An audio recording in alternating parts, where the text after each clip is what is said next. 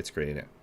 Oh, okay. All right, we should be live. And here, let me fix Discord so you can actually see us here. That's probably a good start. Let's do that. So, Bueller. yeah, hang on. Stand by. I know I need to share my screen with you too so you actually see what the hell we're doing. All right, go live. And full screen it. Okay, there we go. That's the best I can make it look. I'm sure there's a better way to make it look, but that's just gonna have to do.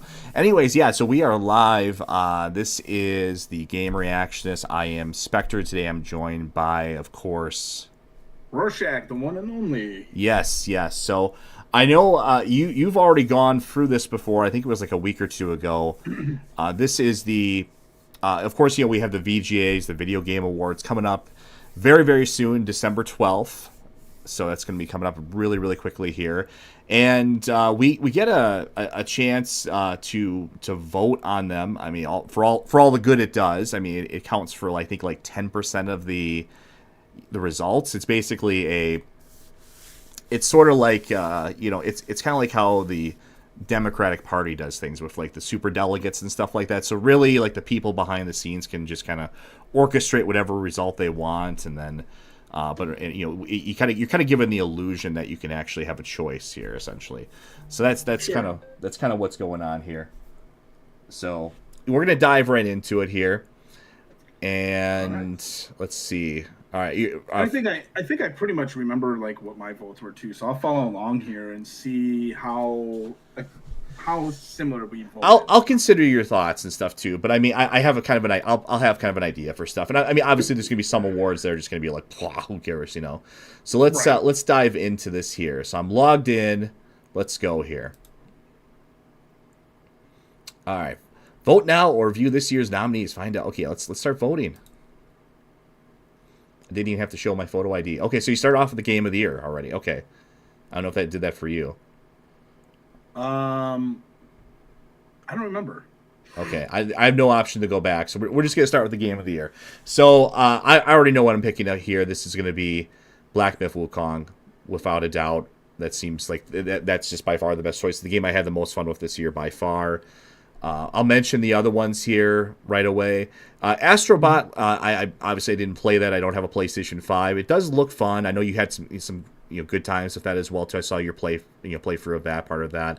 It looks fun. If it did come to Steam ever, I would play it, but it just doesn't feel like a game of the year material for me.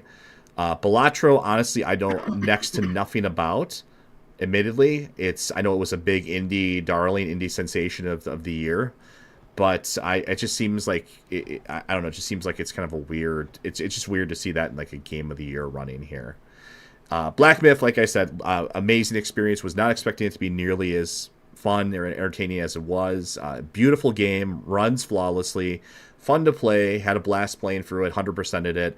I know you had an amazing, a great time with it as well too. So I think we agree on this one as the pick here.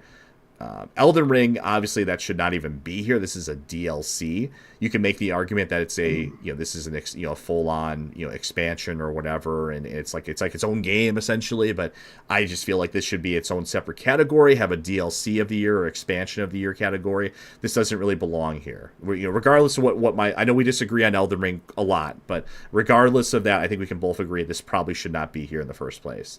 Yeah, 100%. I'm behind you 100% on that. And the same thing, we can segue right into Final Fantasy VII Rebirth. I mean, I don't think either of those games should be on there. We had a similar debate last year because Resident Evil 4 Remake, I had forgotten, but it was a Game of the Year nominee last year for the VGAs. And I loved Resident Evil 4 Remake last year. I played that game 10 times over between PlayStation and Xbox. I loved it. I do not think it should have gotten a Game of the Year nomination. Final Fantasy VII Rebirth, I feel the same way. It is a remake, reimagining, whatever you want to call it, but I do not think it should get a Game of the Year nomination. And I hated Rebirth, so I definitely, stand firm on that. Yeah. Shadow of the Erdtree, yeah, DLC category, that's fine. I mean, this Stellar Blade should be in this list. And Yeah, it's a weird omission from the list here. I mean, for me, I wouldn't pick Final Fantasy VII. Like I said, I'm not really a Final Fantasy fan in general, with the exception maybe of 10. Mhm. And obviously I didn't play Rebirth. It's not out on PC yet. I haven't really even gotten through. I'm playing through the Final Fantasy VII the remake on kind of under duress. I'm doing it for my wife's sake essentially. It's her like her big game that she loved from her childhood. So I'm playing through that with her essentially. So otherwise in isolation I would never play this game. And last one on here, Metaphor Refantasio. Honestly, it's the one I know the least about, but from my understanding, it's basically just Persona without the romances. And I know some people seem to like it. It seems like it's kind of dropped off quite a bit. So honestly, I don't have a lot to comment on this one. It's kind of like Bellatra. I don't really have a lot to say about either of those two. So yeah. Sure. Anyways, I'm spending more time in this category because this is obviously the most important category of them all. So but we're going to cast our vote for Black Myth Wukong here.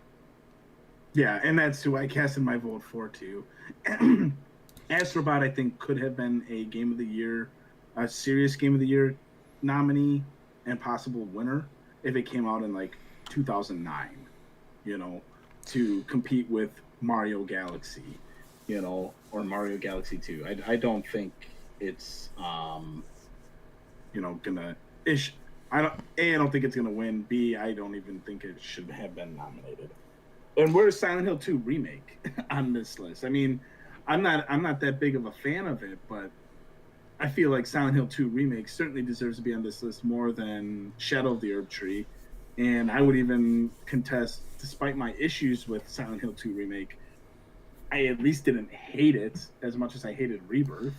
It was a playable game. It was a playable and game. It's a full game. I mean, the funny thing about Shadow of the Herb Tree, true, not only is it a expansion, but you need to be significantly progressed in the game to even play it. You can't even Correct. play it. You can't, like, if you load up the game without any kind of save file, you're just starting the game fresh. You can't even really get into the DLC until much later. So it's a true DLC, side story, sequel for the game essentially.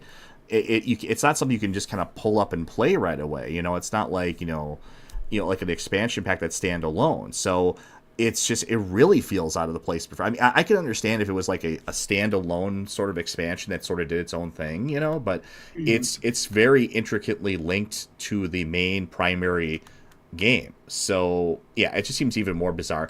I don't really like this category in general, the best game direction thing. I feel like it's just kind of redundant to have two categories here, like game of the year, best game direction. It's like it's kind of the same Kind of the same thing. thing. Yeah, I And almost is it all the same? It's all the same nominees too, isn't it? it is all the same nominees. So I feel like Weird. this is sort of their this is kind of their cop out. This is hedging their bets. This is where they can maybe give a game like like, well, okay, I got best game direction, but it maybe didn't win game of the year or whatever. So I'm just gonna give it to Wukong as well again too. I felt I mean from a design perspective as well too.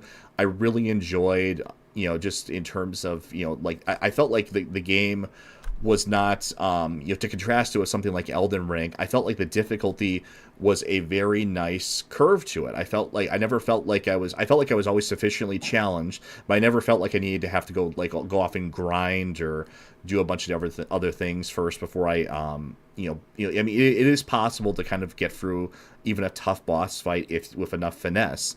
Whereas with Elden Ring, I feel like I'm playing with a hand tied behind my back unless I'm sufficiently leveled up or have proper gear essentially. So, it is that is I think that's just another point in favor of Black Myth for me. I really enjoyed Black Myth Wukong.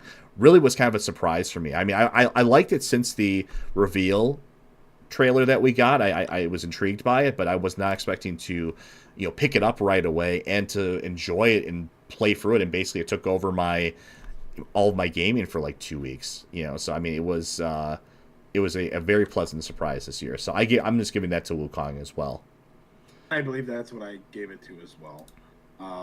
Very much enjoyed it. I very much enjoyed the amount of bosses. I did experience a couple of frustrating moments with regards to a couple of boss fights, and then through some tinkering with my loadout and just how I approached those particular fights. That's definitely uh, helped me out. And I think in terms of what you mentioned with regards to difficulty, for me, it's a horse apiece between Elden Ring and Black Myth, but it doesn't even matter because, again, I don't think Shadow of the Erdtree should be part of these nominations in any capacity. And Yeah. this is an interesting category too. Yeah, this is narrative. yeah. There's a lot going on here with all these titles here. So Final Fantasy VII, the remake, trilogy, what it's going to be, really one of the most controversial things about it so far, from a fan perspective, from my understanding, has been the fact that they have changed the story significantly. It wasn't just a straight 1-to-1 remake. So, and I think a lot of people from the fan reaction I'm seeing are have problems with that. They have qualms with that. So, it's kind of interesting that it's in this category at all, to be honest with you. I don't really play Yakuza at all. I've never really gotten into the series, so I don't really know a lot about. It almost looks like something that would be kind of up my alley because it has sort of a sense of humor about itself, and it looks like it's just kind of like fun, like kind of arcadey action in it. So it might be something I need to. It's one of those things I might need to just like get into eventually, just try out. Metaphor, I know, had sort of a kind of, like I say, it's basically Persona sans the the romances and stuff like that. I know there was like they're trying to say this was like kind of like a I don't even really want to comment on like if it's like a woke game or not. Really, I don't really know enough about it to really say one way or another. I know the game centers around like these there was like all that stuff about like your tolerance score and stuff like that in the game, and like there's these racial conflicts in the game. But I really honestly don't want to like dive into that rabbit hole because I don't really know enough about the game to comment. So I'm not picking that one anyways. Hellblade, of course, was released, and about like maybe a couple thousand people at most played it. It was basically one of the most ignored games of the year. So it's kind of funny to me that remember, it felt like we were subjected to like 25 different trailers for this game over the years from the Xbox presentation. So it's kind of funny that that's in this category. I guess I have to give this the Silent Hill 2 as by default, and that's only because Blooper Team just copied somebody else's homework. See me after class. Yeah. That's really. I mean, I don't know. What did you do here? I mean, this is actually kind of honestly, this is sort of a hard category. In terms of which game to choose, it wasn't hard because Silent Hill 2, of the games that I've played here, and really the only other one I did play is Rebirth, is the best narrative. But it's weird. It'll be interesting if they end up winning. Like, are they going to credit Team Silent for it's the original story, or are they just going to say, "Yeah, we did it"? Yeah, I mean, in a vacuum, I mean, Silent Hill 2 obviously has the best story, but it's just like, I mean, that was Team Silent's story. That's not Blooper Team's story. And they really, honestly, like, I mean, having played through it now, I mean, they really changed very little. They added a couple little scenes and little areas, but I mean, it is the same story and often the exact same dialogue. So I mean, it just seems weird to me. Yeah. But this is the one I voted for. Yeah, I'm going for that. All right, let's see.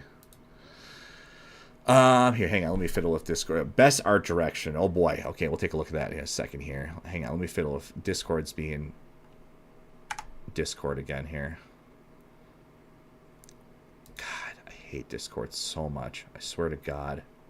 Should be your try fixing it in OBS. Yeah, let's try moving the panel, like just moving the panel. Yeah, let me see if I can fix it that way. Oh, hang on. Okay. Best art direction. There we go. While here. You're messing okay. around with that. I'll talk about this. I think I fixed it. I think I fixed it there. Thanks for the call out on that. I appreciate that. Yeah. I'm gonna shrink it down a little bit so we're not taking up the whole screen. Actually, you know what? It's fine for this. Here. There we go. Can actually be seen Much now. better. Yeah. Okay. Yeah. There you are. There you are. All right, let's get back to this dumpster fire here. Okay, so, best art direction for outstanding creative and or technical achievement in artistic design and animation. Okay. Yeah. I mean, my gut here immediately is going back to Wukong. I love the aesthetic of it. I think in the world of Wukong looks gorgeous. It is nice to see.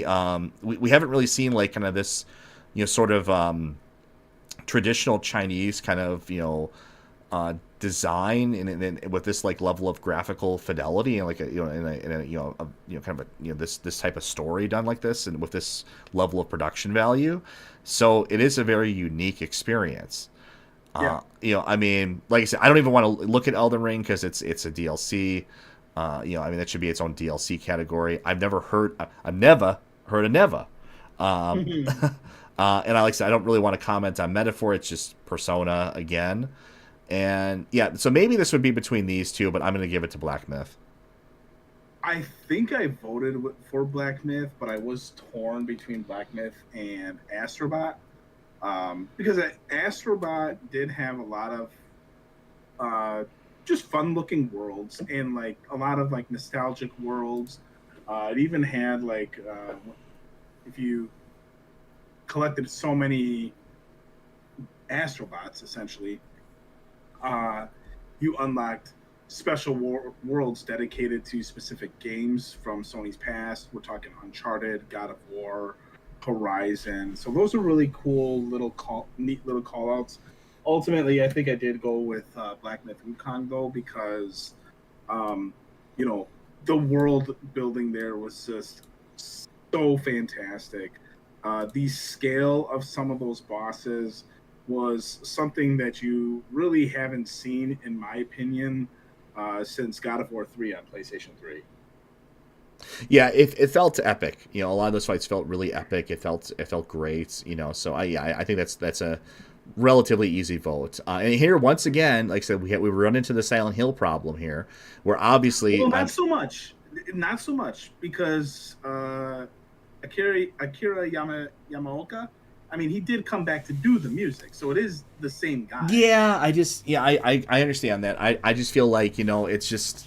I feel weird giving anything to Silent Hill 2 remake because it's not really about the remake. I'm not even thinking about the remake. I'm thinking about the original. So Yeah, I guess yeah. I mean, like I said, okay. So process of elimination here. So Metaphor, obviously, I can't say anything about. I'm not going to include it. I know you enjoy Stellar Blade quite a bit, but even you were saying like some of the soundtrack can be kind of repetitive, unless you're like super into K-pop. yeah. I mean, it's definitely like K-pop inspired, and it does have a couple of like really great tracks. I'm like, oh man, I wish I could hear this track all the time. But a lot of it is a lot of the soundtrack from the game as I've been playing it is more like uh, I guess what you'd call mood music, just quiet, relaxed, the type of thing that you probably hear while waiting at the doctor's office. So it's not necessarily bad.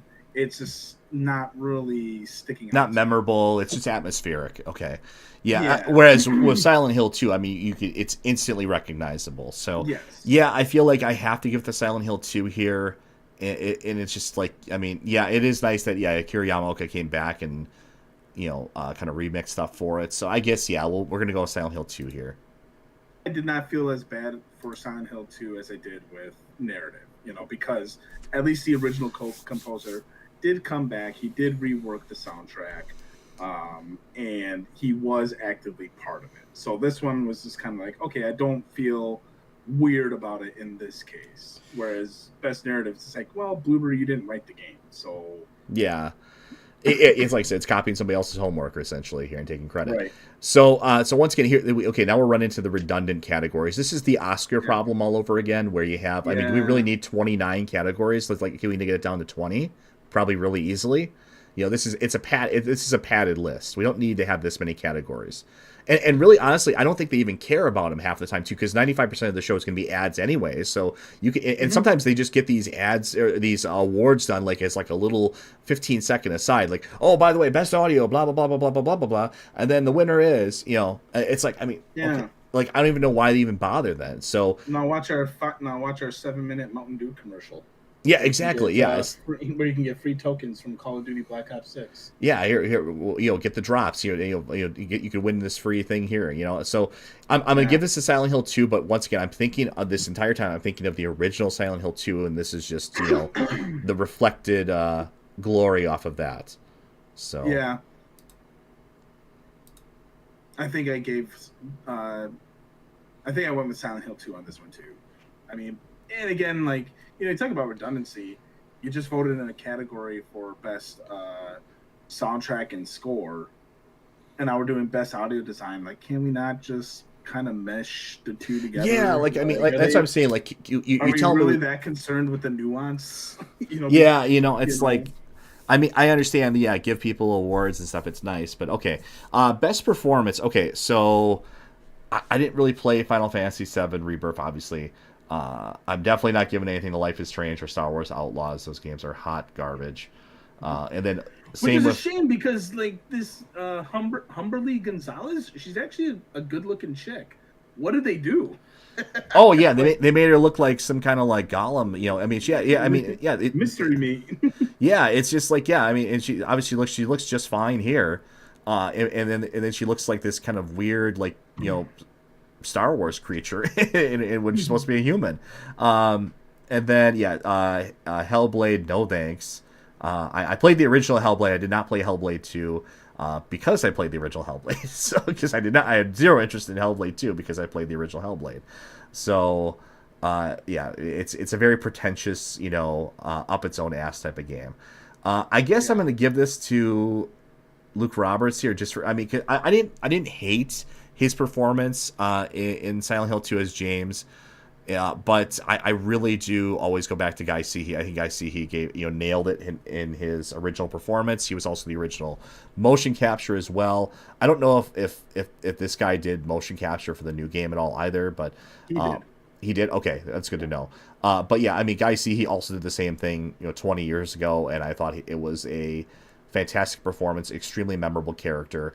I think this was. I don't think he did a horrible job. I just think that if you gave me the choice between the two, I think Guy Seehee was more unique and memorable. I was more. There's more empathy. I like his design a lot more than the new design.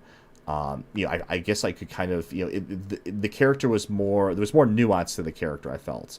Mhm. In the original, I felt more like a real person than what we got in the remake, where it felt like just like a TV show character. So. I'll Sure. give it to him, because it's not his fault that it turned out that way.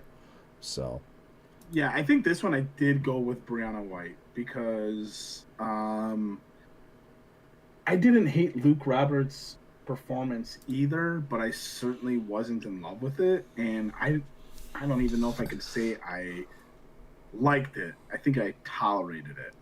And there were brief moments in the game where I was like, "Oh wow, he delivered this line great. Why can't he do this the rest of the game?" Um, so I think I gave it to Brianna White because her character is Aerith. She was fine, and I don't know if she did any mocap or anything like that, but her character was fine. It didn't bother me. Um, I liked it. You know, yeah. despite hating Rebirth, it's fucking weird with these a couple of these games this year. Like there are individual things in Rebirth. I was just like, okay, yeah, this is good, but like overall, I still can't get over the fact that 120 hours into that game, and like maybe 50 of that is just spent on the amount of absurd fucking side quests in that game. I'm not doing any more Final Fantasy VII. It's just a shame. I loved Remake. I hate Rebirth, and Rebirth is the reason why I won't finish it now. Well, I'm sure I'll have to get through all of it eventually, but I mean, that's just. Yeah, you can only have, and like I said, it's for my wife's sake. You can only have like one and only type of game, So we'll play through it eventually, just at my leisure. But okay, Oh so God, speaking you of guys see this category? yeah, speaking of completely unnecessary categories here, I think we bitched about this last year too. Mhm. This is such a joke category. It's obviously just it's a virtue signaling type of thing. It's very wokish. I mean, and on the face of it, like ostensibly on the face of it, you think it would be like, okay, that's fine. I got nothing against adding features and blah blah blah and accessibility controllers. There's not on the face of it, I got nothing against that, obviously, but I think this is being done for the wrong reasons. This is very showy type of like, oh, look at me, what we're doing. Look how great we are. Look how great we are. Look how much we care about the poor, downtrodden, people. So, and look at this motley crew of games we got here. Star Wars Outlaw, which was bombed to hell. Prince of Persia also bombed. The studio is now dead behind that. Veilguard, of course, also extremely probably the wokest game of the year. If there was a woke game of the year award, it would go to Veilguard. Just did pretty horrifyingly awful considering how lauded that series is.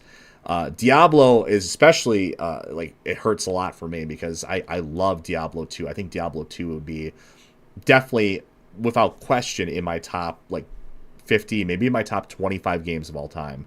And to see it fall to this is just very sad. This microtransaction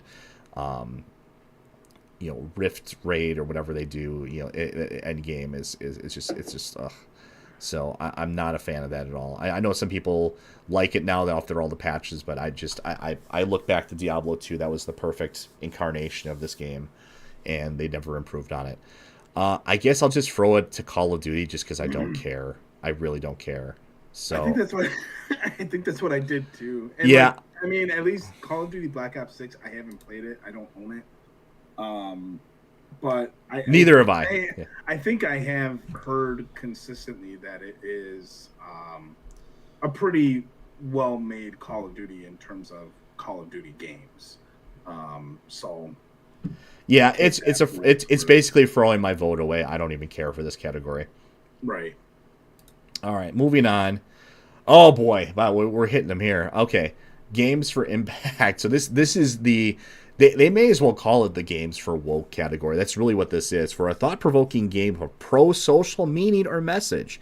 And we know exactly what they're talking about there. So, and once again, this was all, you have this these were all stinkers. I think every single one of these were just like literal Who type of games, like this Tales of Kinzera. I think the dev was like he was bitching about the low sales of it. Like nobody played this. Like what do you expect? Yeah, like here, can I pull up Steam database? Let's see. I just wanted just to show. I'm just taking a very slight tangent here. And Senua's Saga, that's got an asterisk. Tales of that was a Game Pass game. So, and I don't even think was Senua's Saga available on Steam? Look at it gets a nominee. Look at 287 people all-time peak. Yeah. So and then Hellblade 2. Let's see, Hellblade 2. How did that do? Couldn't even crack 4,000 people. That's so bad. Like I could release a game on in just some crap. I know nothing about game development like firsthand. I could release some crappy Unity swap thing and call it some clickbaity title and probably break more than 4K. That's how crazy that is. I should do that. We should do that just to create a point, like to make a point. Like I call it the the game reactionist bowel movement hour or something like that. And Super Plus Good Edition. Where we'll take a shit on a buy this or you like guys. Buy this or you like guys Ultimate Edition. We'll take a shit on the AI generation of Senua. Yeah, it'll just be people to buy it for that. It'll just be a poorly drawn picture of this cover art in Paint that I'll make, and with a poop emoji. Yeah. Yeah. Yeah, and then Life is Strange. So that was probably the only one on here that probably sold anything, right? Let's see, Life is Strange. Double penetration, or no, double exposure. All right. Double exposure. 8. Did any of these crack 10K? Did any of these crack 10K concurrent players? Never. There's no way. Never did it. Okay. Is that even on Steam? Let's see. Okay, so Neva is so irrelevant; it's not even on Steam here. Oh, What's here it it is. on?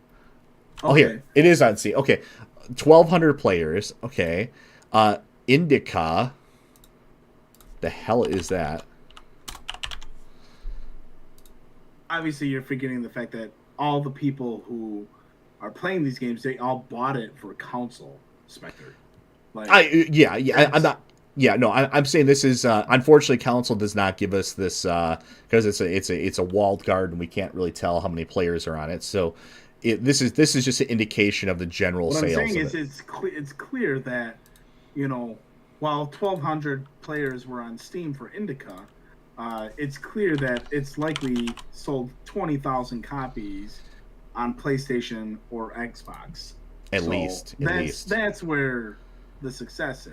Look at closer the distance. I legitimately think like our poop emoji game would actually sell more than this. 63 concurrent players.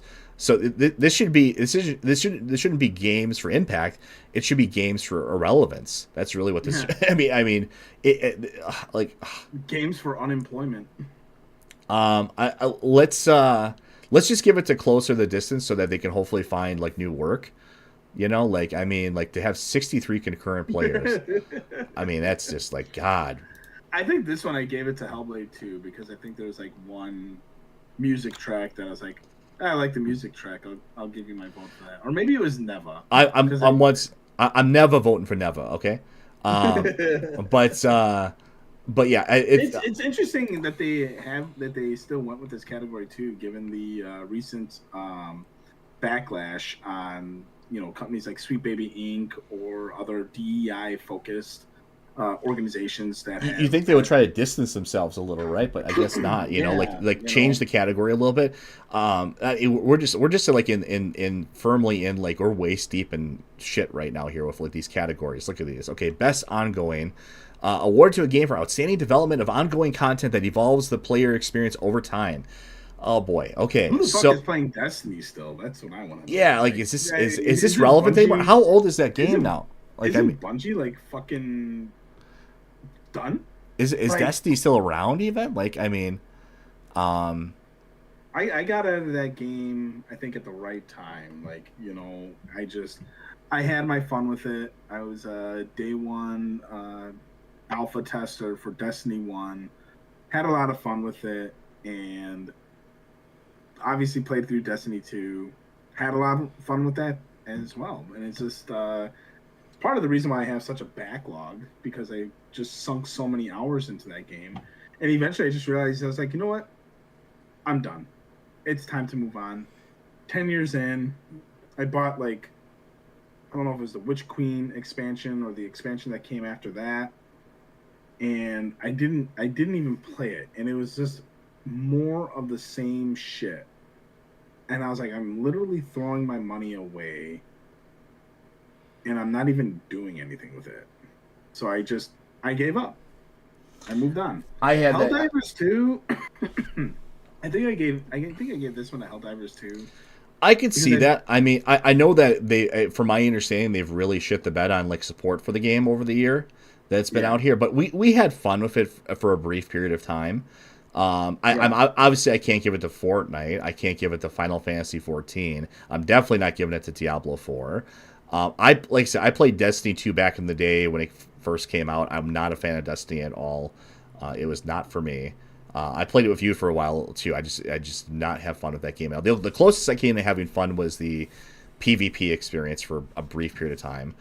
But I just really did not care for it. I guess I'll give it to Helldivers just because it gave me some entertainment earlier this year. So even though I hear, like I said, I hear the game has completely fallen off the cliff here. So yeah, we'll give it to that.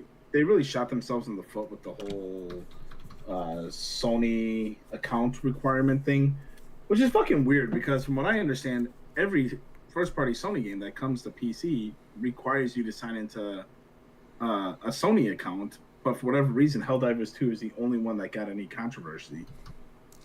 No, I mean it was. I think what people got like perturbed about with it was that it was like, and it was weird too. Like I don't even remember signing in to my account on it. Like, I think people just like felt like it was sort of like a bait and switch type of thing where they felt it was unnecessary. We don't like to have on PC. We don't like to have 4,000 different launchers and different accounts and stuff to manage. A lot of over the years, a lot of publishers have kind of moved away from that, and this felt like a regression, at least to this platform. So I understand where people are coming from, and really, I mean, it doesn't provide anything. Like, why? What?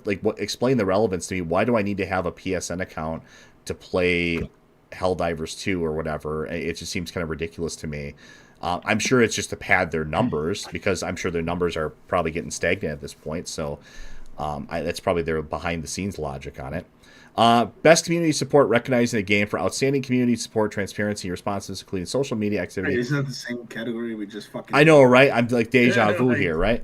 I guess maybe we'll just give it to, like, how is No Man's Sky still around? I'll just give it to Baldur's Gate 3, which I really need to actually play. I'm throwing my vote away. This is like, I feel like there should be an option to pass. Like they need to have like 1, 2, 3, 4, 5 pass. Like I just don't care about this vote here. I'm just gonna throw this away to Baldur's Gate because it is something on my list I actually want to play. So I'm just gonna do that. I think it is crossplay too. What is? Baldur's Gate, and I think so. I do have a copy of it on PS5, still sealed actually. So if you ever want to experiment with that, you'd have somebody to play with. Okay, well we'll play with each other and experiment sometime. Actually, I do have it's kind of fascinating. I do have a physical copy of Baldur's Gate 3 as well too. They actually made a physical copy for PC. I do have it. Nice. In the style of the old big box PC. So it is. Actually, I should have done like an unboxing for that. Actually, I still could. It is sealed. I could still do that. It is sealed. I could do it. I just got to find it in one of the dozens of boxes I have my PC games in right now before they get their actual own shelves and everything. But okay, so we're still in the turd category. Oh, you know what? By the way, I never voted. I just checked. You know what I did? I did just like a reaction to the nominations video, but I okay. Voted for anything. Just go for real quick and catch up.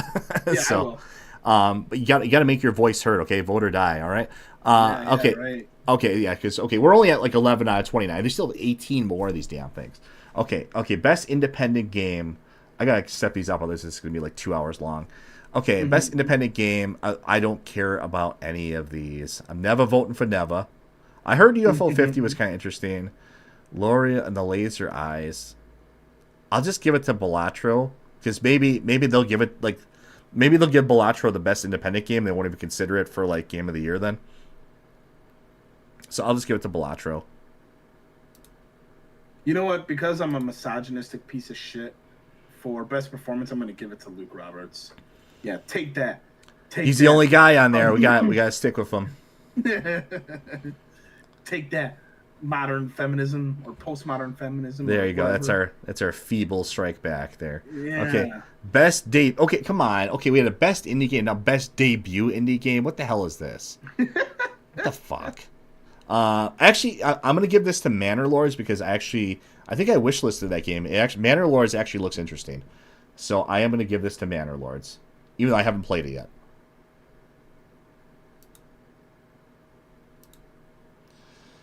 All right, Lucky 13 here. Best mobile game for the best game playable on a mobile device. Okay, great.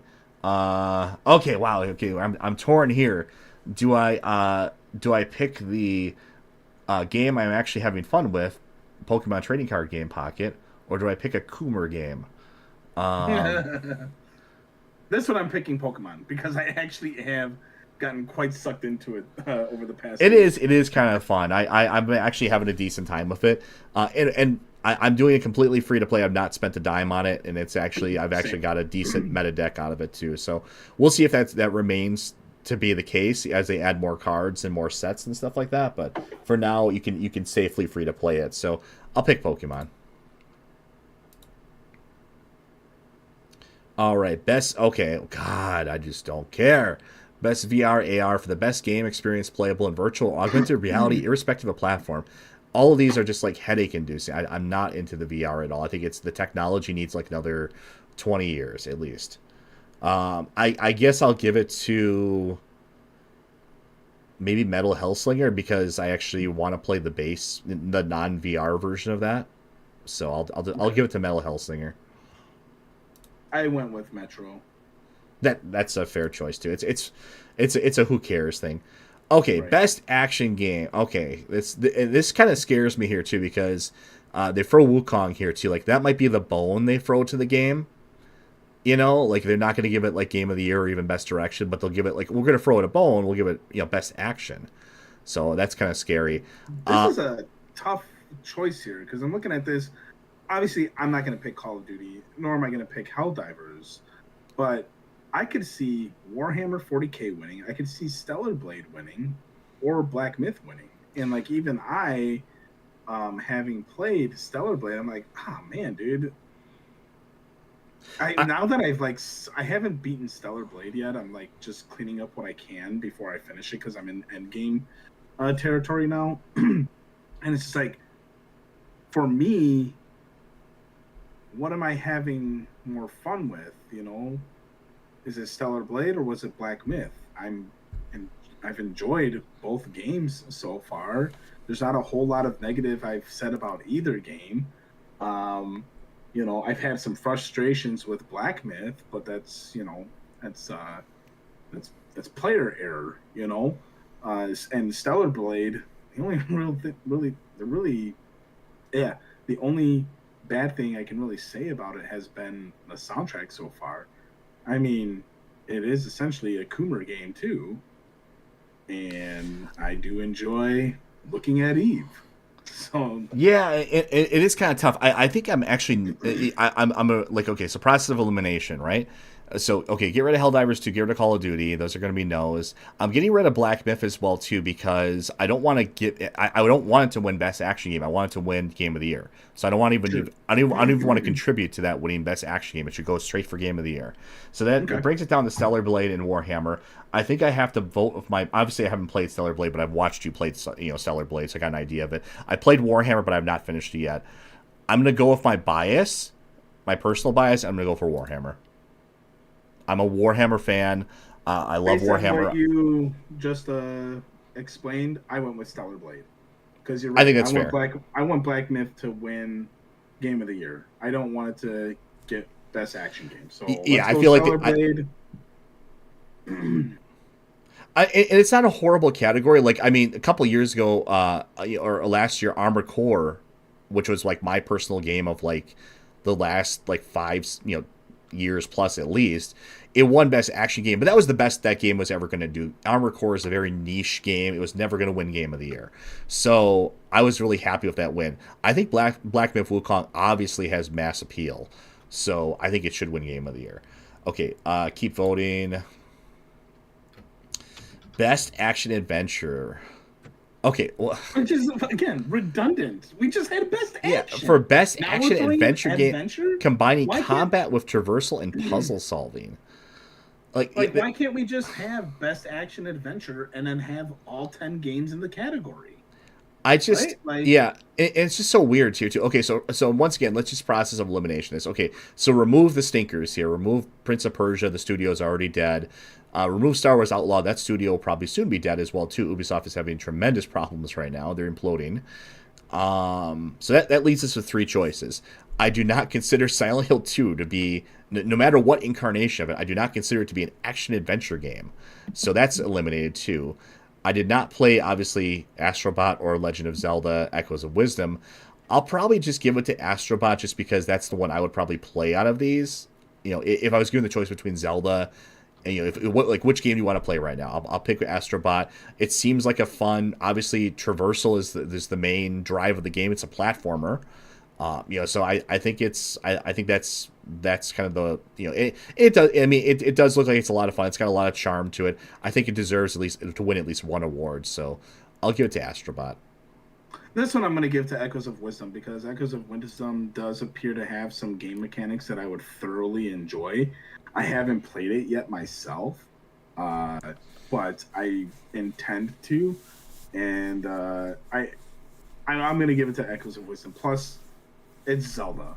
Like, Astrobot was all well and good, but it's 15 years too late. You know, Yeah. we already played Mario Galaxy. You know, now we finally have a Zelda game where we're playing as Link. I mean, anyway, if you know the joke, you know the joke. Right. So this is another category here where I don't have a dog in this fight. I don't really care about any of these, to be honest with you. So I feel like I almost have to pick here.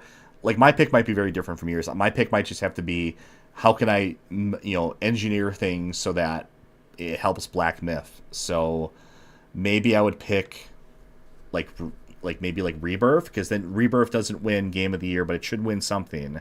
So it wins, best RPG, or maybe even Metaphor. Obviously Elden Ring should not be considered at all. It should not belong here in the first place. I didn't play Yakuza. I didn't play Metaphor. I didn't play Dragon's Dogma. I didn't play Dragon's Dogma either, but I gave it to Dragon's Dogma too. I'm just giving it to Final Fantasy. I hated Final Fantasy, so. Okay, best fighting. So I mean, this one's kind of an easy one for me, even though I have barely touched it.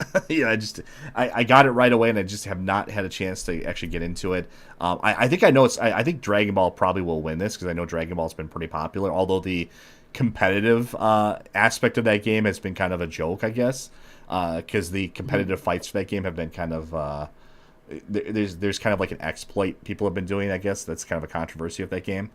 So okay. I'm going to give this to basically what happens is people like, I guess what happened was like somebody, like, you hit your opponent once and you just kind of like run away, or like you fly up and down a lot, and you basically just play keep away and don't get hit again.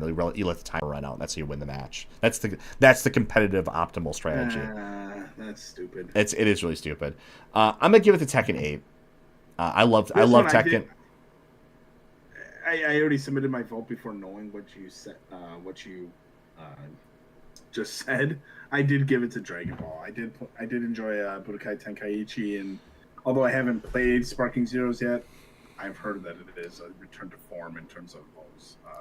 I think it's fair. I got nothing against you. I mean, it's I mean, it's got its fan base. I'm not personally a Dragon Ball guy, but it's not the worst option on this list by far. So you got that. I got Tekken 8. I like I said, I love my Tekken. Even though I'm becoming self-aware that I've become kind of disillusioned with the series, I think I might stay away from Tekken going forward unless we get like another Tekken Tag game. If there's a Tekken Tag game that comes out again, I will be there day one. But I'm just kind of becoming disillusioned with Tekken in general. Okay. Best family. For the best game appropriate for family play, irrespective of genre or platform. This category I don't really hate. Especially being a family man and my kids being of age where I can play video games with them. So I don't really hate this category. The only games I haven't played in this category are Echoes of Wisdom and Plucky Squire. Super Mario Party Jamboree. It's a blast of a game. My oldest daughter and I play that together. Very fun. And it's Mario Party. Princess Peach is fine. It's a good enough game. It's not anything special. But my issue with Princess Peach and Astrobot is that they are single-player games. And the same thing with Echoes of Wisdom. So this one I went with Super Mario Party because I was thinking that too. Like, I mean, it says right in the category here, best or appropriate for family play. Like, does that imply like playing with your family, like all as part of a almost like a board game night type of thing? Like, so I think the exactly. By default, the one that wins here is Super Mario Party. Even though for me, I mean, I would always go back to the classic Mario parties. I like my 64 Mario parties, or even the GameCube ones. But I mean, I'm sure it's playable. It can't be as bad as like Mario Party 9 or 10, right? So the thing is with the Mario parties on Switch is they're essentially like greatest hits compilations of the early Mario Party games, like where it has the better boards that we're familiar with and that familiar gameplay style and the games themselves. So it is, and Mario Party Jamboree itself, like it is essentially a return to form of the Mario parties that you and I grew up with. Let's see. It's Best. not it's not Mario Party 10. Right. Okay. That's good. At least that's good. Ugh. Okay. Best sim strategy. Best game focused on real time or turn based simulation or strategy gameplay, irrespective of platform. Even though these are basically almost all PC, but or be like known for PC. But anyways, okay. So for this one, I do like the sim strategy, kind of genre, real time strategy type of genre. The problem with that genre is I think the greatest games were made like 20 plus years ago. Age of Empires 2 and your Warcraft 3, stuff like that. So I think those are the best ones in the genre. You have your modern mutations of those with your MOBA type of things, but I think the best ones were played a long time ago. I'm gonna go for Age of Mythology. That's what I went for too. It's a spiritual successor to Age of Empires essentially. I'm not giving it to Unicorn Overlord. They kind of snubbed PC for whatever reason for that one, but everything else has been on PC. So we have to wait for emulation for Unicorn Overlord. But yeah, Age of Mythology would be the one I would actually play here. I think I have it on my wish list too. Okay, best sports / racing. God, I could not care less. Okay, for the best traditional I'm not a sports guy, so I mean it's like I don't really care about this category at all. I guess I mean just for because man, I didn't really even want. I wish there was a pass button. I really wish there was. I'm just gonna give it to WWE because once upon a time I enjoyed WWE or WWF back in the day. So I'll just give it to WWE because at least it has a sense of humor about itself. That's what I get too. I've actually, I wouldn't consider myself a super fan currently, but I do watch it on occasion. I'll get together with a couple of buddies of mine. My oldest daughter, she's a real wrestler, not a WWE wrestler. So, but we do enjoy. It's one of those bonding things that we'll watch that show and kind of. I mean, it pokes, like you said, it pokes fun at itself. It understands what it is. It's entertainment. So I gave the vote to WWE 2K24. I think that's fair. Best multiplayer for outstanding online multiplayer gameplay and design, including co-op and massive multiplayer experiences, irrespective of game genre or platform. Okay, so I wouldn't give this to Call of Duty. Like, I'm not a Call of Duty guy. I didn't play Mario Party. Like I said, I barely played Tekken 8. I really did not get into the multiplayer part of Warhammer, although I think that's going to be a lot of fun. We had some fun with Helldivers 2, but I like more of a PvP style multiplayer. I think I have to go with my bias with Warhammer here. I went with Mario Party Jamboree. I did play a couple of online matches just because I was curious how it would run on the Switch. I didn't have any issues. It ran fine. Nothing occurred in any of the mini games that would make me believe that I don't know, there was some server issue or anything like that. It worked, and so therefore I went with that because it is a PvP experience still. Any of the other games I haven't played except for Helldivers 2, but that's not PvP, and so it's like, yeah, I can't vote for that myself. All right, another category that's like, okay, why is this here? Best. Yeah, and this is stupid. Like, I mean, these are TV shows or movies. Like, I don't know. I get that they're adaptations of video games, but like, they're not video games. They're it's called the Video Game Awards, not the Video Game Adjacent Awards. Yeah, it would be like. Can you imagine? Can you imagine if the Oscars had a? I mean, I know the Oscars are a joke nowadays, but think of the Oscars back in the day. Can you imagine if the Oscars had a category, the Oscar for the best video game adaptation of a film? People they'd be laughed off the stage. They'd be more of a joke than they are. Right. This is such a this is just a remnant of that. This oh god, I wish we're failed Hollywood directors. We really want to direct a great film, but we were stuck making these video games. It just seems like it's just weird to me they have this type of stuff. So yeah, I mean, okay, so for this one, I don't care about Arcane at all. I know some people were really into that series. They like their League of Legends and stuff like that. I'm just not into League at all or anything like that. The Fallout Shore I actually did watch. It was pretty bad. Um, there's that. I thought you said you didn't mind it. I mean, I think the production values of it look really good. I mean, obviously they spent a ton of money on it. It looks the part. I mean, like the props, the costumes, the the effects and stuff like that. Everything looks the part. I mean, that happens when I mean, I can only imagine what the budget was for it. I'm sure it was gajillions of dollars. This was Amazon behind it. So I mean, it looks the part. Unfortunately, the show itself it's lore rape of the highest order. They basically completely retcon New Vegas. They retcon a lot of things. They put a lot, like, once again, like it's. I know Bethesda was behind this as well too. They have this strange fixation on the Brotherhood of Steel, which is, I mean, I don't mind the Brotherhood of Steel. I like the Brotherhood of Steel, but they have this strange fixation where everything always has to be about them. They always have to take center stage of any story. And the only thing I liked about the show was God, I can't remember his name. His name escapes me now. The ghoul character. I'm just gonna look it up. Okay.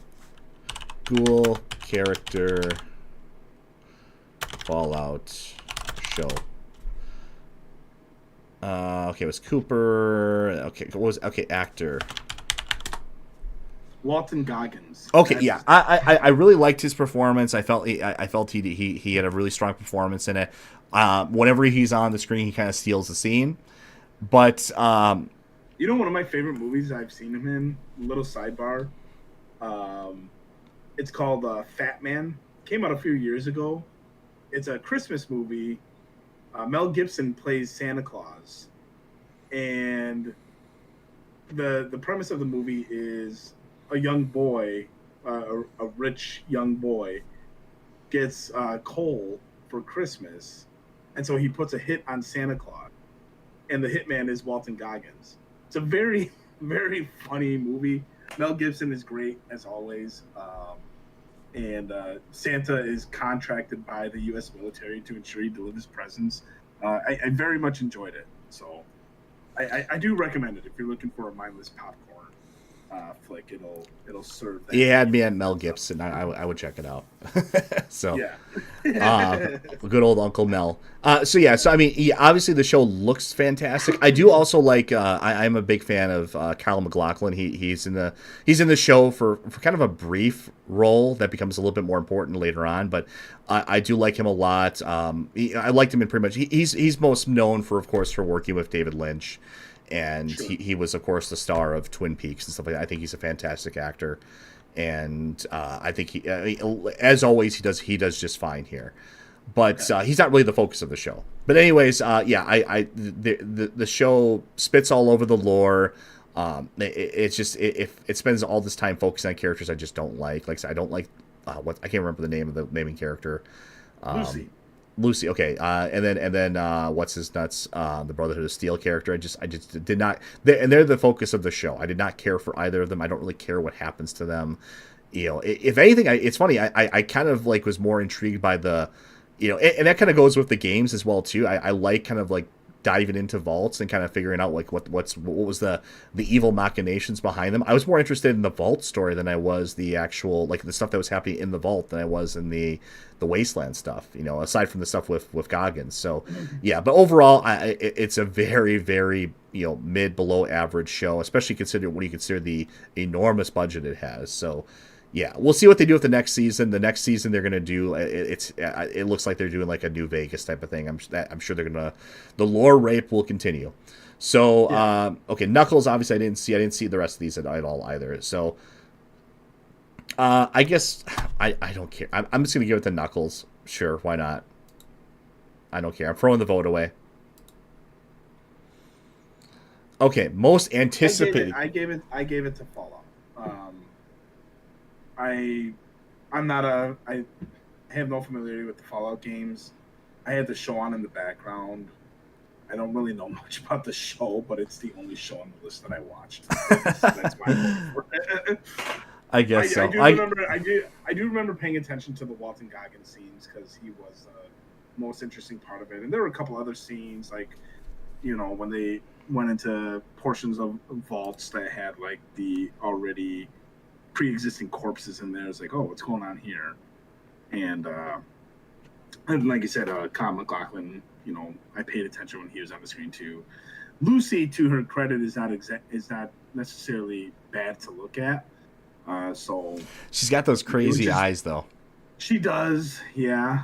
But I guess you can't. I guess by modern, you can't be too picky in the modern film. Oh yeah. Compared to what we normally get, she's like a 10 out of 10. But it's just it's kind of funny that's what we're reduced to. Okay, most anticipated game. This is like a joke category here. We know what's going to win here. Obviously, it's going to be Grand Theft Auto 6. That's going to be the only gaming news next year. That's the only thing that anyone's really going to care about next year, except for me. I'm not into Grand Theft Auto. I unless you go back to like Vice City era. So I'm not really into the modern series at all. I think the last one I enjoyed was Grand Theft Auto 4, which is like ancient history now. So I don't really care for it. I know you're probably going to get into this, and you'll have to kind of lead the charge on that for the channel, because I will not be playing this. Obviously, because honestly, it won't be on PC, so I won't be playing it regardless. But honestly, I go back and forth on that. I'm generally a big Grand Theft Auto fan. I did enjoy Grand Theft Auto 5 very much, especially Trevor's character. My God, he was just a fantastic character. I forget the actor's name, but I remember him from Sons of Anarchy, the TV show. Just fucking hilarious. And there's a lot of cause for concern with Grand Theft Auto 6 because developers on the team have already come out and said that they're not going to be having any jokes that punch down on any protected classes, essentially. And it's just like, so what's your game going to be about then? Because that's kind of the whole point of Grand Theft Auto. Yeah, being a parody of real life and having a bit of it's always had a bit of an edge to it. There's edgy humor in it to some degree. It's not exactly like 4chan or anything, but I mean it does have like a sense of humor to it. It seems weird to kind of neuter it, like that. Especially for a game like this of all things. That's kind of the appeal of the game to some degree. Right. But looking at the so I think that obviously that's going to win here. That I agree with you. I would put money on that. To win, but I voted for Metroid Prime 4. I am looking forward to Metroid Prime 4 far more than I am Grand Theft Auto 6. Because in terms of what I would, 6 is going to neuter itself, like it's suggesting already. I get the game, if I'm being completely honest. Probably, because it does look like a fantastic game. That launch trailer from last year, I mean, you'd be lying to yourself if you said it didn't have impressive visuals. And so that's primarily the main curiosity I have of it. But I'm still Metroid Prime 4. I mean, what are we, over a decade since Prime 3 came out? Yeah, that was a Wii game, right? Yeah, it's crazy, but I think it's more than a decade at this point. But yeah, so it's So I can almost see that. I might actually give my vote to Metroid Prime, even though I'm not really a Metroid or a modern Nintendo player. I'm not gonna. I don't care about Monster Hunter in the least. So I'm not giving it to that. I don't care about Kojima's anti-Trump masturbation over here, or whatever the hell this is supposed to be. Thinks it's a lot smarter than it is, pretentious here. And then I don't care about, how to kill your franchise. Wait, you don't want to play Death Stranding 2 Electric Boogaloo? Yeah, on the beach, with Princess Beach. Yeah, no thank you. And then Ghost of Yotai is obviously, this is how you kill a promising franchise, like right in the as soon as it's like just before it's even had a chance to start. Really, it's just like it's just getting like it's just moving. It's like it had a PC release that was well received. The game it had a lot of goodwill, and then you drop this. It's like okay, now all the air, the wind is completely out of the sails. You're dead in the water. Good luck with this. Good luck. You know what? Like Ghost of Yotai, I probably would have, tolerated them switching over to a female protagonist, but the individual they chose to be the female protagonist. Oh yeah, they picked like the most abhorrent person they possibly could, right? It's just like I'm not going to support your game. Like, what are you fucking doing? Like, I don't want to. like, do these morons not learn anything, or are they just? I really feel like these people are just they know what they're doing and they're just trying to kill the industry because heaven forbid that us fucking heterosexual white men have a hobby we enjoy that doesn't involve them. Yeah, I mean, can you imagine if this went the other way around? Like if there was a, like there was a new Harry Potter reboot where Mel Gibson is Dumbledore, and Oh, it's that is very fucking funny you mentioned that actually. So HBO Max is doing a Harry Potter TV series, a reboot in a sense. I might have sent you the link on this. They have eyed a black actor to play the role of Severus Snape.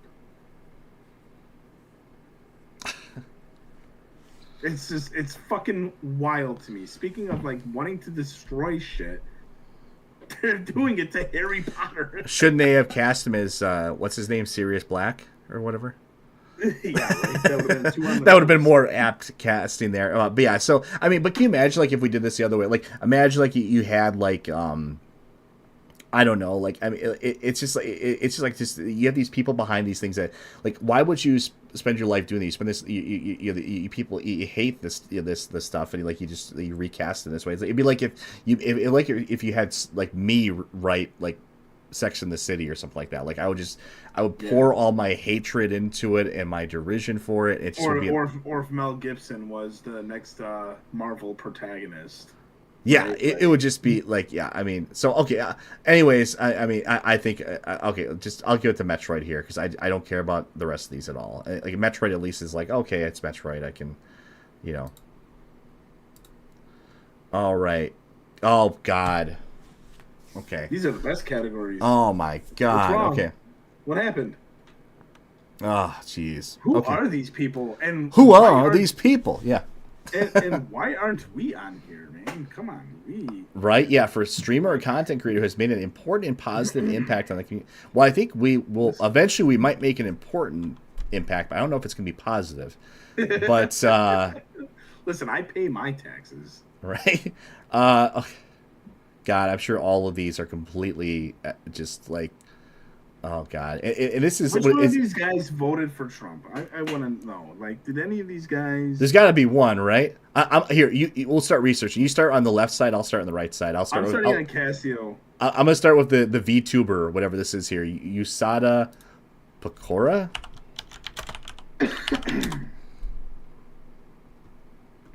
Casio's not into politics whatsoever.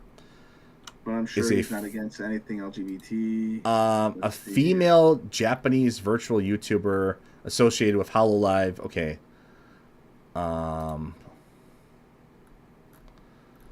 Personality. Hails from the nation of Picoland. There's a whole lot of discussions about this Casio guy. This might be our guy. Is he our guy? I'm double checking. Okay, we either got him or the Japanese girl. So, I mean, Casio was hanging out with Vivek Ramaswamy. He might be our guy. Yeah, so he's right, but he's not hard right. But I guess that's the best we can hope for.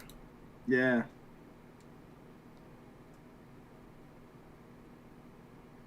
Plus, he's named after a.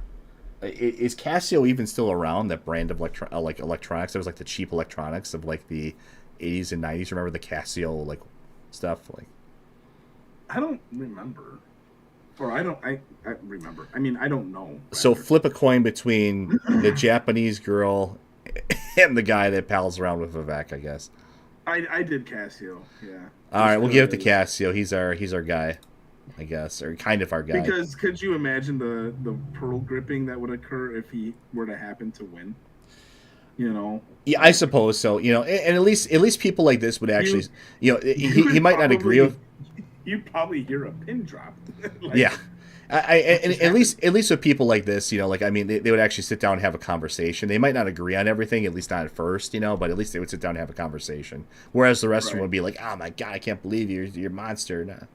Yeah, you're the worst person ever. Yeah. How dare Okay. you? Best esports game. I How feel like this dare this you? is the same thing every year here. Yeah. Like, do we need this category? It's just the same games here over and over and over again. I'm just gonna give it the Counter Strike because once upon a time I really enjoyed Counter Strike. Same. All right. Oh my God. Okay. We're still not done. I know there's still like two or three more God. here. Oh man. Best esports athlete. All right, let's see Can you at least which tell of us like these what they guys. play?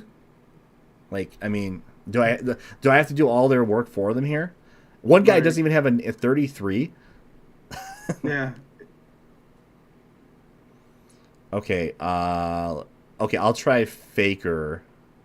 Lee Sang. Okay.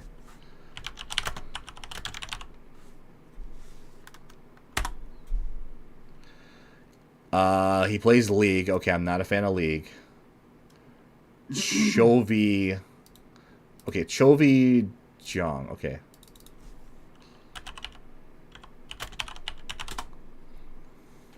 Another League. Okay, it's just all League players, I guess.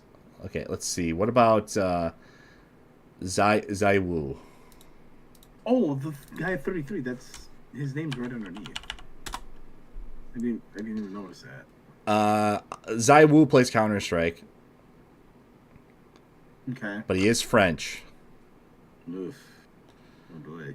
What about Alex Sib?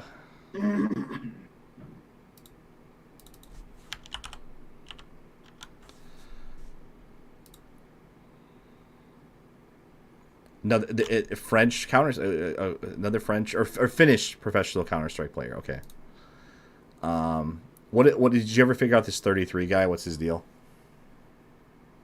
He's a Dota 2 player. Okay, I hear Dota 2 is actually kind of like.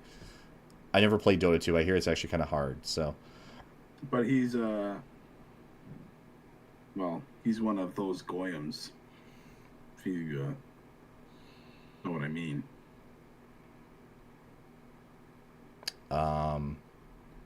He's one of those, crooked nosed. One of those. Well, he wouldn't be a Goyim then. But Oh, right. Yeah, well, yeah. I meant a couple beers in. Gotcha. He's one of those. He's one of those. Well, okay, so that eliminates one at least. Okay, so what about the Finnish guy? Okay, this last one I can barely even remember. Okay, ZMJJK. Well, his real name is underneath too. Zane Young King. Oh, Valorant. Okay, forget him. I'm just gonna do Zai Wu, Counter Strike guy. I'll do the Finnish guy. Go ahead. What's it matter? God, the esports team. Jeez. Oh, well, at least it tells us the game here. So I guess we'll just Two do. of these teams look like they're the same team. Hey now.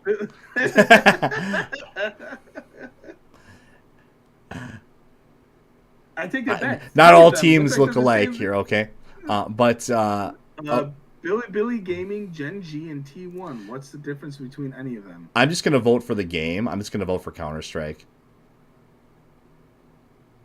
That's my Finnish guy. Yeah. Okay. Whatever. He's got my vote then. Oh, okay. Player's Voice is Player's Voice Award. The winner will be announced on. Okay. Round 2 or 3. Okay, so it's already been.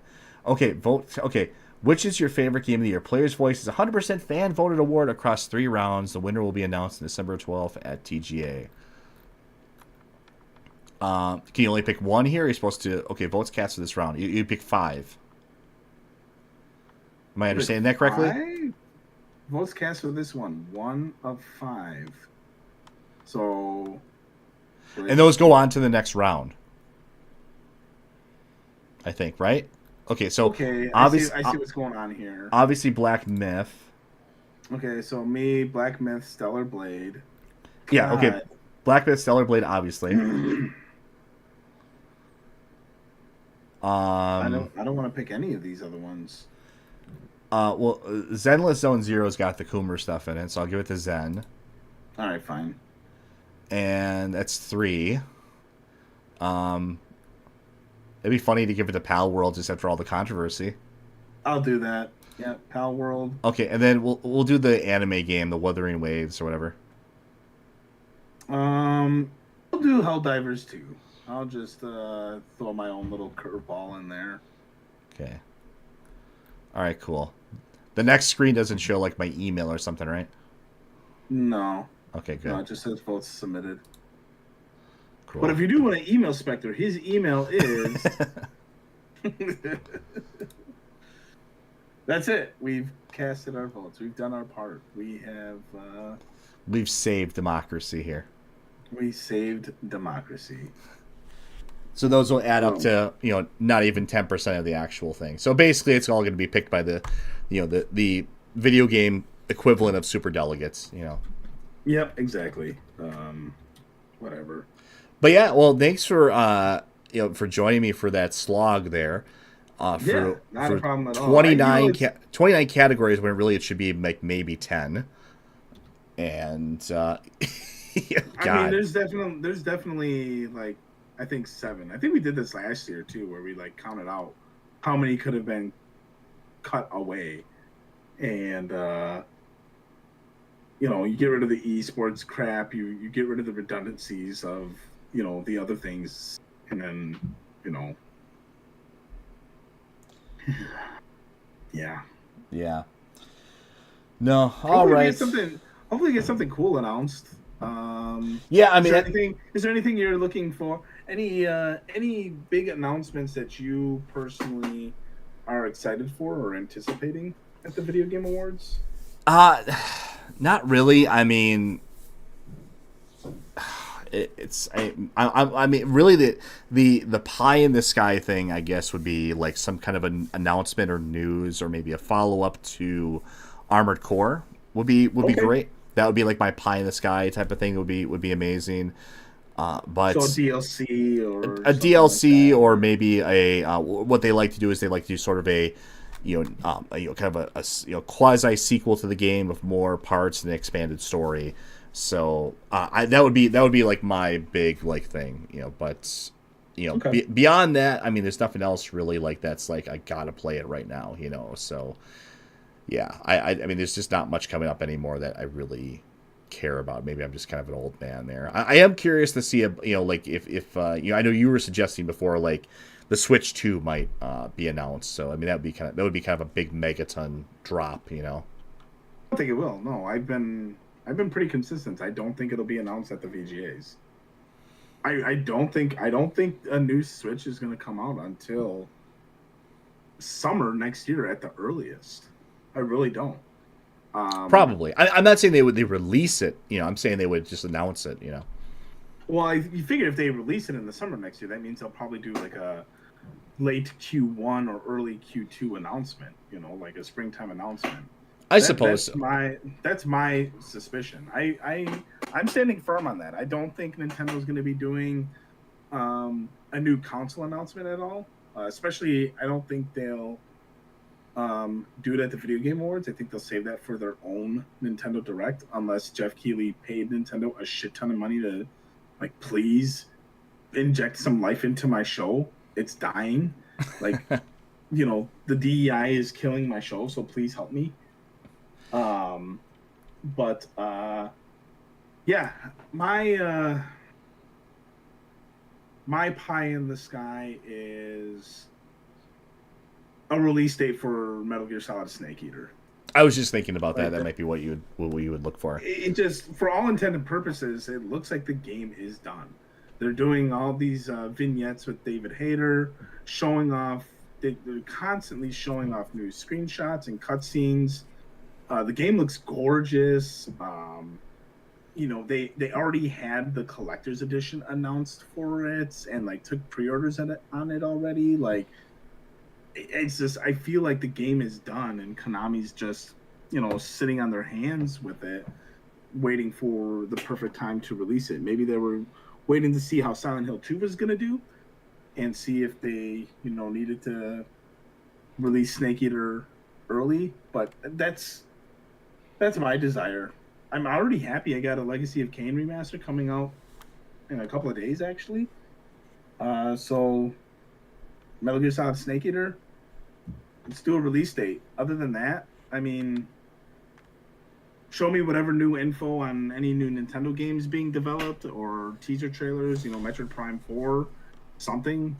It would be nice to have something else to look forward to. I mean, I really have very little to look forward to for games. I mean, there's just not much like that's. I mean, like there's it's just no games to play on PC. Like, I mean, every game you have on console, I play on PC. But like speaking 3 years later. Well, yeah, but it's the better version of it, so that's fine. Go ahead and beta test it for me. I was thinking too. Speaking of ports, Stellar Blade, it does have like specific dual sense like capabilities in the game. So I'm really curious, like, if it's likely that game is going to come to PC, but how are they going to? Well, it's been confirmed for PC for one, but also you can use a dual sense on PC. No, I know you can, but like, so what are they going to force PC players to buy a DualSense to play the game? Like, that's no, I'm sure they'll reconfigure those things for something else. The DualSense is not like some wonder of modern technology. I mean, it is. I'm sure they can reconfigure it in some other way. I completely get that. Like, I'm curious how that would look. Because are you still playing through Ragnarok right now, or have you? Yeah. I'm not too far into it really at all, but I am playing through it. Yeah. Okay, so like, I don't even know if there were any real like specific DualSense moments in that. Maybe not. But I'm just curious about that because I know even you were asking about that with Astrobot, and I was just like, I'm curious what they would do, or would they just change the control scheme altogether and just like, instead of holding the pressure point of the DualSense, you just pull your trigger and then you're good to go. I don't know. I think that might be what they would do. I mean, it wouldn't be the first time a game has been modified from its original control scheme and made to fit something else. So, but we'll see. But yeah, no, I hope Thanks again, everyone, for watching. Through all this. I know a lot of this is kind of a slog, but we will be here. Very soon. I mean, just like less than a week away for the actual VGAs. So, bring some coffee for that, because last year, I mean, it was just like, I mean, there's so much like just dead nothingness, nobody gives a shit about type of stuff in there, and then you have maybe a few interesting moments and tidbits sprinkled in. So a lot of it is just it's just so much just trash and just dull and boring, but we'll try to make it entertaining. So yeah. Even though the people that are putting on the VGAs won't really make it entertaining, but we will try to make it entertaining for you with our color commentary for it. But so that's going to be coming up really soon. But otherwise, thank you so much for watching here. Once again, we are very close to our first big subscriber milestone, so please go ahead and give us a sub if you can. It won't hurt you. It doesn't cost you anything. Just go ahead and do that. Comment, hit the notification bell, all that stuff. Yeah, that's stuff we always appreciate, of course, too. But otherwise, yeah, we will see you here very soon. Just a couple more days away for the VGAs. I am Spectre. I'm Rorschach.